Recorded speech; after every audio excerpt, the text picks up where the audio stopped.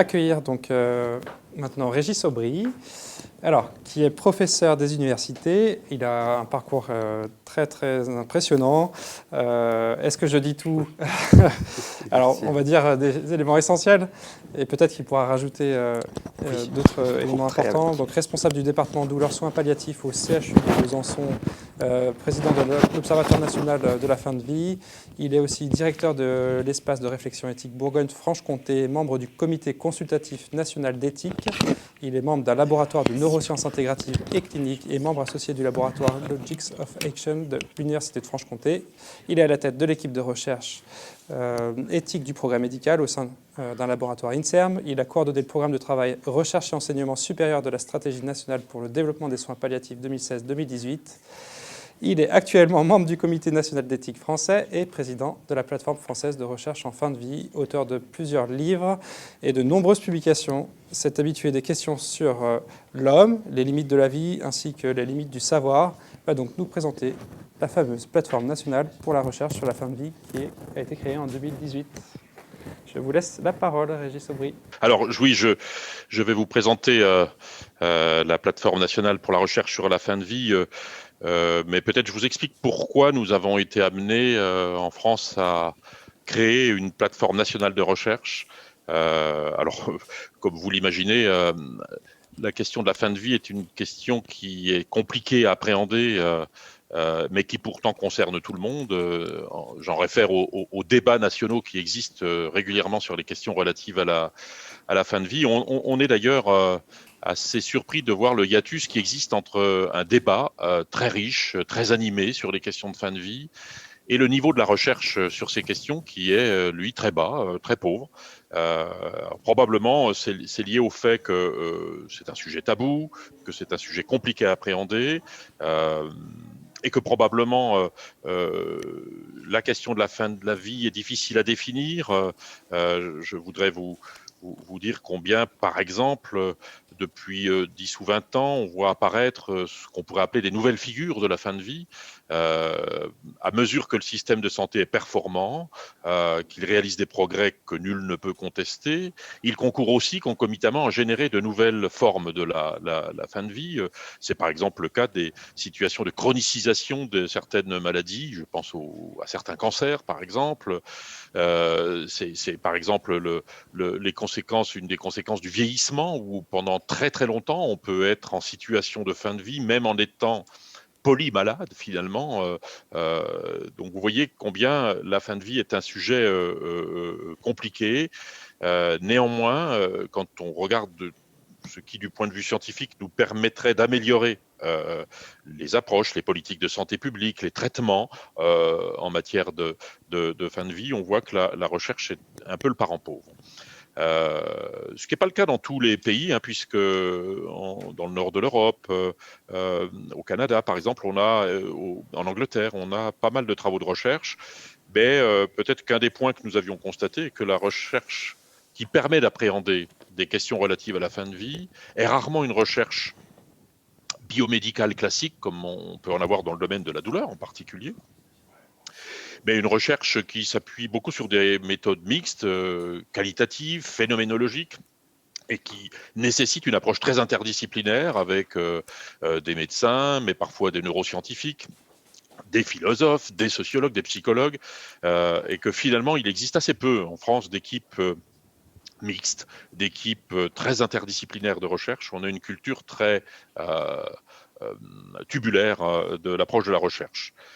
C'est la raison pour laquelle, c'est une des raisons pour lesquelles nous avons souhaité, il y a 4 ou 5 ans maintenant, en appui avec le ministère de l'Enseignement supérieur et de la Recherche, jeter les bases de ce qu'on pourrait presque appeler un groupement national de recherche, qu'on a appelé une plateforme de recherche, dont l'objectif était de faire comprendre la nécessité de la recherche pour appréhender, par exemple, des phénomènes comme la souffrance lorsqu'on est atteint d'une maladie très grave, qu'on est en situation de fin de vie, d'appréhender, par exemple, les grandes questions éthiques comme autant de questions de recherche.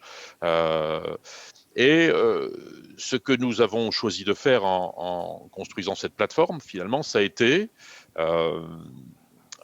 d'une part, d'essayer de faire le bilan de toutes les équipes ou toutes les individualités qui engageaient des travaux de recherche ou avaient engagé des travaux de recherche sur des questions relatives à la fin de vie. C'est ainsi que nous avons finalement, et nous fédérons maintenant près de 250 équipes de recherche qui, en France, travaillent sur des questions relatives à la fin de vie, pour moitié des équipes qui sont dans le champ des sciences humaines et sociales, et pour l'autre moitié des équipes qui sont plutôt dans le champ de la santé.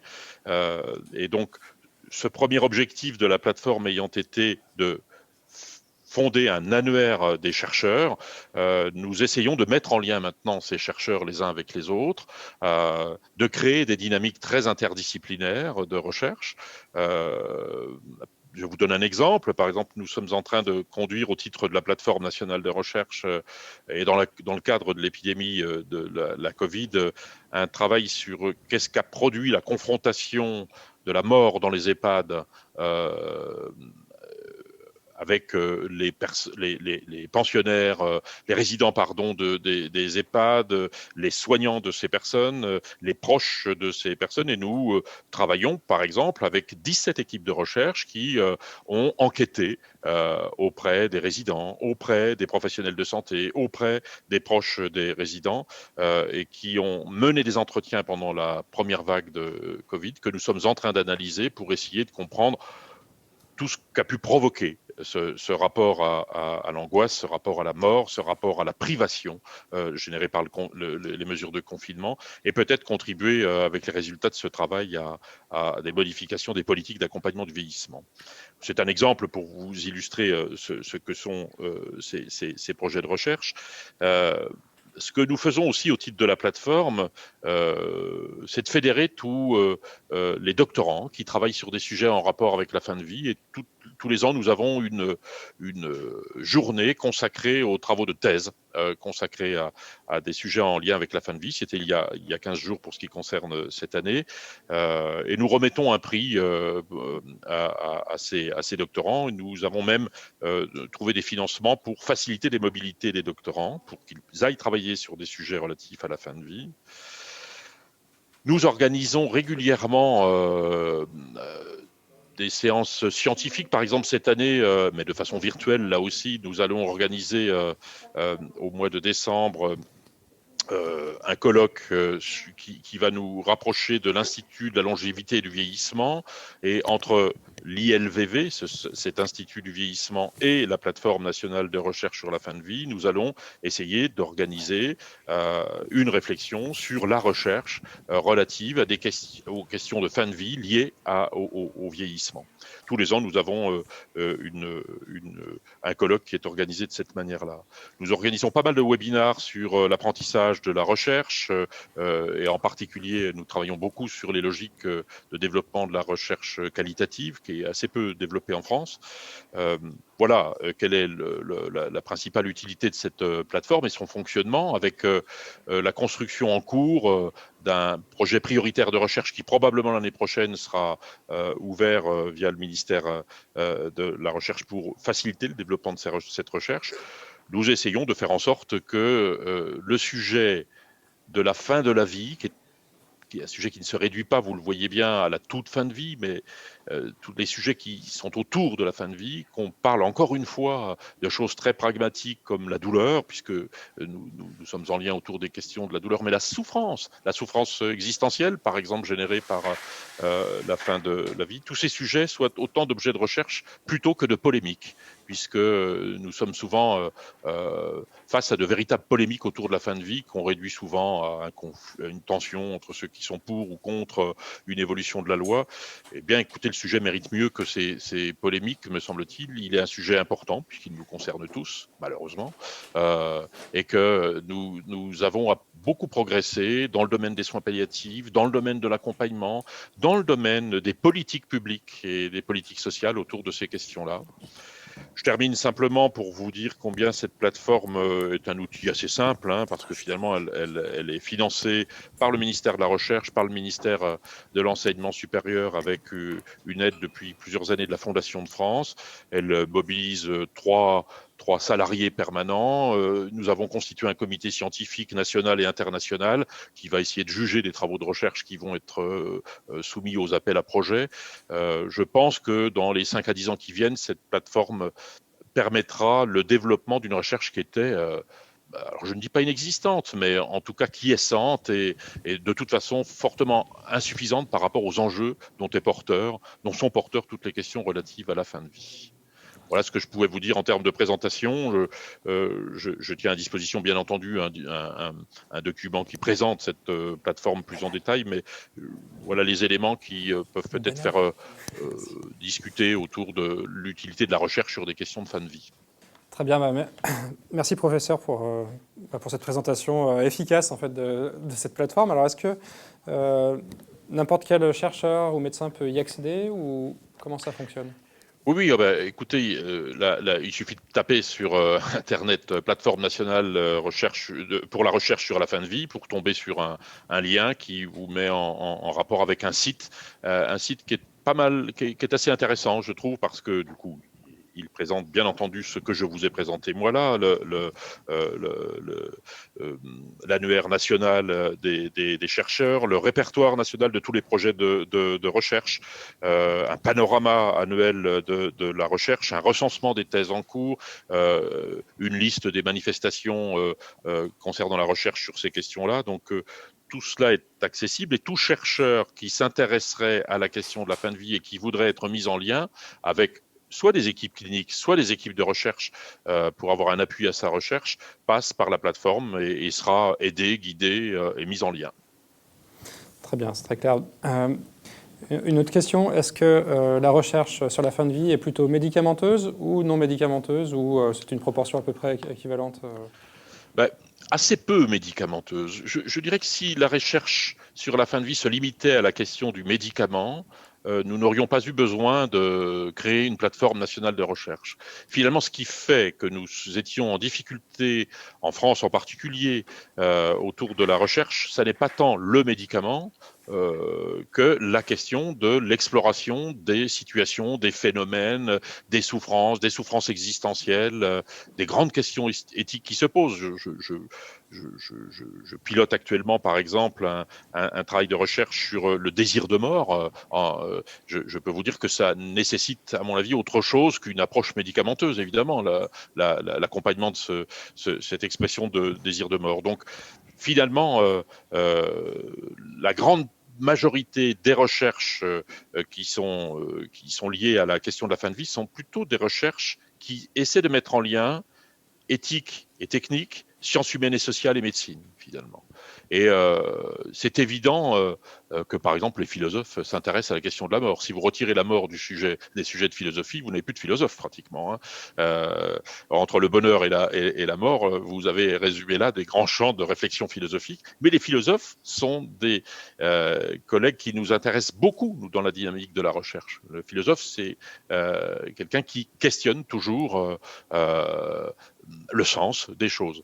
De la même manière, lorsqu'on veut comprendre la souffrance existentielle, voire spirituelle, la quête de sens que peuvent éprouver des personnes qui vivent en fin de vie, on a besoin à la fois de compétences sociologiques, psychologiques, philosophiques et médicales pour tout cela. Donc vous voyez, un des enjeux de la plateforme, c'est vraiment le développement d'une recherche très interdisciplinaire. Très bien. Du coup, j'imagine qu'il y a pas mal de travaux qualitatifs dans cette recherche-là. Est-ce que la plateforme propose de faire une synthèse en fait, de toutes ces études pour un médecin, par exemple généraliste ou n'importe quel professionnel de santé? Est-ce que c'est un des buts de la plateforme de finalement rassembler toute cette connaissance mise en évidence pour en faire quelque chose de plus digeste? Oui, vous avez raison. Il faut rendre digestes les travaux de recherche et surtout, il faut les rendre accessibles au plus grand nombre. Alors, les priorités de la plateforme, qui est une instance récente, puisqu'elle a été créée il y a 2 ans, n'étaient pas la diffusion de quelque chose qui n'existait pas au début.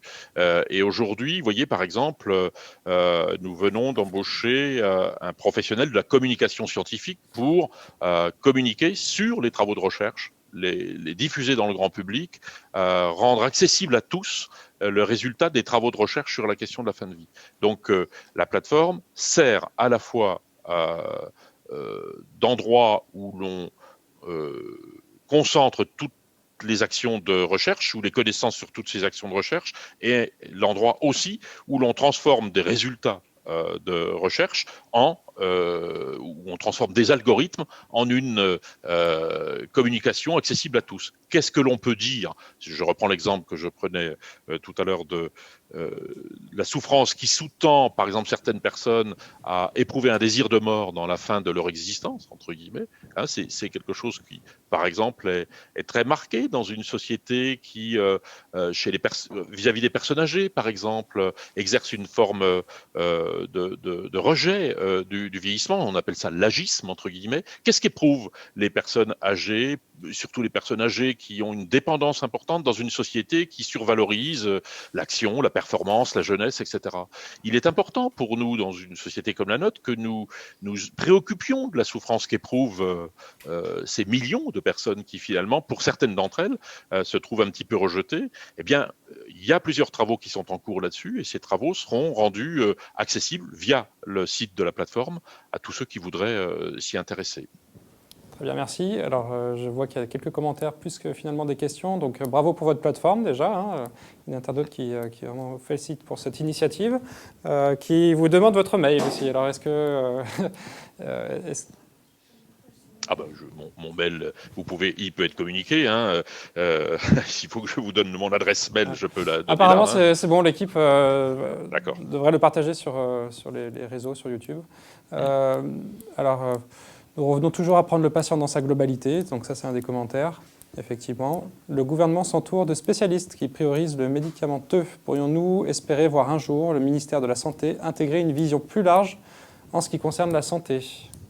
C'est un des enjeux politiques indirects d'une structure comme cette plateforme. Clairement, et c'est, je pense, ce qui a fait que vous m'invitiez à ce colloque. L'essentiel n'est pas dans le médicament, finalement, quand on considère l'accompagnement de la fin de la vie. On parle d'années maintenant, on parle plus de quelques mois. Un des enjeux, aujourd'hui, ne se situe pas tant dans le médicament. Vous imaginez bien qu'il n'existe, et probablement il n'existera jamais, de médicament qui puisse calmer la souffrance de ce que vieillir veut dire ou finir sa vie veut dire. Simplement, un des enjeux aujourd'hui est que, par exemple, nos politiques d'accompagnement du vieillissement, nos politiques du développement des soins palliatifs, soient des politiques qui permettent aux personnes d'avoir un certain degré de qualité de vie. La qualité de vie dépend bien entendu du fait que nous soyons débarrassés autant que cela est possible de symptômes comme la douleur, qui sont autant d'antidotes au sens et à la qualité de la vie. Mais la qualité de vie, elle dépend aussi d'un environnement qui est disponible, qui peut aller au rythme des personnes qui vieillissent ou des personnes qui sont atteintes de maladies graves. Et donc, un des enjeux aujourd'hui n'est pas de limiter la question de la recherche, voire même la question de la médecine, à la question du traitement ou des médicaments. C'est une révolution au sens où on revient probablement à quelque chose qui a été un peu oublié ou qui a disparu avec les évolutions très techniques et scientifiques de la médecine. On pense que la réponse de la médecine n'est que dans la science et de la technique. Eh bien, un des enjeux, et c'est un des enjeux de la recherche aussi sur ces questions relatives à la fin de vie, c'est de privilégier la relation, le respect des personnes, la communication avec des personnes qui, à la fin de leur existence, éprouvent le besoin de communiquer, d'être respectées, qu'on aille à leur rythme. Il ne vous a pas échappé que plus la médecine progressait et plus notre société évoluait, moins les temps des malades croisaient le temps des soignants qui doivent aller de plus en plus vite, alors que les malades vont de moins en moins vite, si je peux dire les choses comme ça. Et donc, on génère beaucoup de souffrance. Et un des enjeux aujourd'hui, dans le domaine de la recherche, est d'infléchir ces tendances à une performance qui n'est vue qu'au travers d'une visée économique ou scientifique, et de resituer la place de l'homme et du soignant dans ce que soigner veut dire. Et donc, on est très loin d'une recherche exclusivement médicamenteuse. Vous comprenez bien que, par exemple, lorsque vous menez un travail de recherche sur qu'est-ce que produit la relation, et la relation marquée par un climat d'authenticité et de respect vis-à-vis de personnes qui sont très malades, eh bien, à mon avis, on ouvre de nouvelles pistes qui n'ont pas grand-chose à voir avec le médicament. Je ne vois pas de quel médicament on pourrait parler, mais on est bien dans une recherche en santé sur des visées qui sont de nature qui sont éthiques, puisqu'il s'agit d'essayer, de tenter, d'améliorer et de faire une place aux personnes qui, de plus en plus nombreuses, vivent de plus en plus longtemps avec des maladies de plus en plus graves. Et il se trouve que nous avons le sentiment à la plateforme que notre politique et notre système de santé n'accompagnent pas suffisamment ce qu'il contribue pourtant à générer, c'est-à-dire des situations de dépendance, des situations de souffrance et des situations de vie prolongées qui parfois posent la question du sens. Très bien. Alors, plusieurs autres questions. Pratiquez-vous certaines de ces interventions non médicamenteuses dans votre USP ou envisagez-vous l'intégration de certaines INM et lesquelles? Alors, vous venez d'y répondre un peu, hein, mais est-ce qu'il y a des interventions non médicamenteuses, alors j'imagine psychologiques, mais ou autres qui voient le jour? Enfin, sur les questions relatives à la fin de vie, c'est évident que si d'ailleurs on parle d'alternatives aux médicaments, c'est que les médicaments peuvent poser problème. Et d'ailleurs, quand on parle de situations de fin de vie ou de personnes âgées polypathologiques, vous savez ou vous mesurez bien combien le médicament est parfois plus un risque qu'un avantage, et combien la iatrogénèse ou la iatrogénie est à la fin de la vie un élément marquant, entre guillemets. On est donc amené très souvent à chercher des approches non médicamenteuses, mais j'avoue qu'au-delà des questions évidentes dont on pourrait discuter, dont vous discutez dans ce colloque sur les approches non médicamenteuses, toutes les techniques de relaxation, par exemple, qui sont importantes lorsque les gens sont envahis par l'angoisse de mort, etc. Un des enjeux pour nous est d'essayer de réfléchir à ne pas se situer forcément en tant que soignant dans des logiques de l'action. Je ne sais pas si vous avez remarqué cela, le soignant est mis en difficulté quand il n'arrive plus à faire. Euh, euh, le soignant est mis en difficulté lorsqu'il s'agit d'être en relation avec autrui. Et un des enjeux est de développer cela, c'est-à-dire la présence à autrui, souffrant. Vous savez que le fait d'être à l'écoute d'autrui est probablement quelque chose qui contribue à diminuer de façon significative l'angoisse qu'éprouvent les personnes, tout simplement parce que lorsqu'on n'est pas seul, eh bien, on peut communiquer de façon verbale, paraverbale ou non verbale. Donc il y a beaucoup d'approches non médicamenteuses. Je pense aussi, chez certains d'ailleurs, à tout ce qui est approche par la sensorialité des patients, le tact, toutes ces approches comme la musicothérapie en fin de vie, par exemple, on voit combien ces approches peuvent avoir une utilité. Mais j'insiste pour dire qu'il ne faut pas absolument vouloir faire. Un des enjeux est précisément peut-être de lutter contre quelque chose qu'on ne voit peut-être pas de façon trop visible, mais contre l'abandon de certaines personnes à la fin de leur existence. On a beaucoup d'agitation autour de ces personnes. On est dans des logiques de prestation de service ou de volonté de faire quelque chose, alors que, vous le savez, les personnes âgées, les personnes moins âgées, mais à la fin de leur existence, apprécient beaucoup qu'on leur foute la paix, mais qu'on ne soit pas à distance de ces personnes.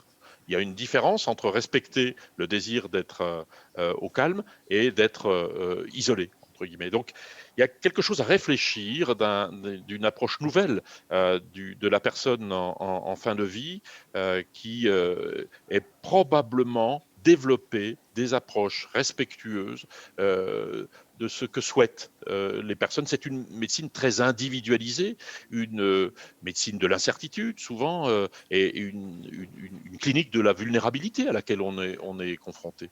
Je pense qu'il y a beaucoup de choses à inventer, mais il faut que nous sortions de cette idée que tout peut passer par la technique et la science, alors que l'essentiel peut aussi passer par la relation et la communication avec les patients.